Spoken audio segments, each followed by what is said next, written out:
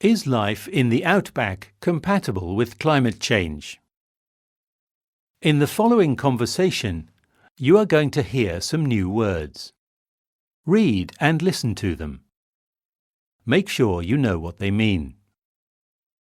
Drought, livestock, well.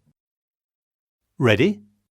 Now read the questions on the following page. Read them carefully before listening to the conversation.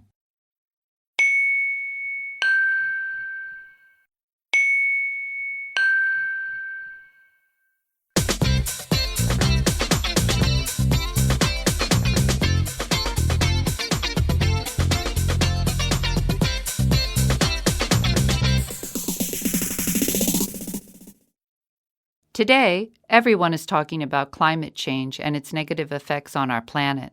In recent years, natural events such as huge forest fires, severe droughts, and major hurricanes have made people around the world more aware of the importance of our environment. To talk about these and other issues, today we've invited Dr. Robert Thomas from Australian National University to our program. Welcome, Dr. Thomas. Thank you. Happy to be here. What can you tell us about the effects of climate change in Australia, Dr. Thomas? Climate change is affecting the amount of rain in the country. Simply put, it rains less.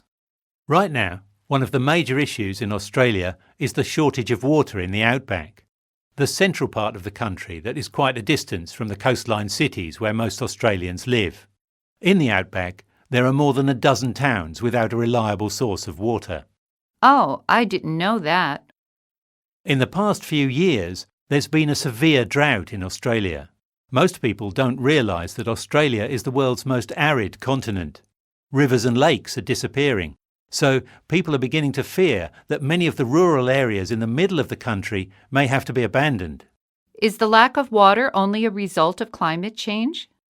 Not exactly. In addition to severe drought in recent years that is related to climate change, the government approved mining projects that depended on an intensive use of water.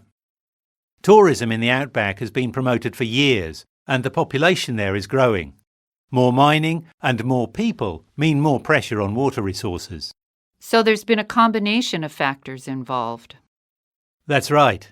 Besides the new mines and the growing number of people, the country hasn't invested enough money to prepare for its future water needs. Australia is behind countries like the United States and China in preparing for the future.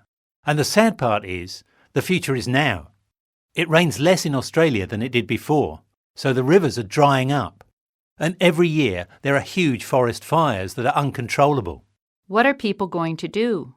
Well, actually, a lot of the farmers in the outback are giving up. Many have decided not to plant any crops on their land and are selling all their livestock. They're moving away. And the towns that develop to serve the farmers and ranchers will probably be abandoned. Those towns depend on the business created by the farmers, and the farmers depend on access to water. With no water, whole towns will probably disappear. It's surprising that nothing can be done. Can't they dig wells? I know that some deserts do have underground water. In some places, wells already supply part of the drinking water. Many towns want to dig new wells. But digging wells is not a permanent solution to the problem. Why not? Because the water underground is not high-quality water for drinking. It often has a metallic taste, and there have been some studies to suggest it's responsible for some long-term health problems, like high blood pressure. This water has to be treated, and water treatment plants in the outback are expensive and harmful to the environment. Is the situation as bad in Australia's big cities, like Sydney and Melbourne? No, the situation in coastal areas like Sydney and Melbourne is better, but not without problems. Both cities restrict the amount of water people can use. In Sydney, the government has hired water officers to educate the public and enforce water restrictions. How about using seawater, like they do in other parts of the world? Australia obviously has easy access to oceans. We do use ocean water. The coastal areas have desalination plants, which are crucial to Australia's water supply.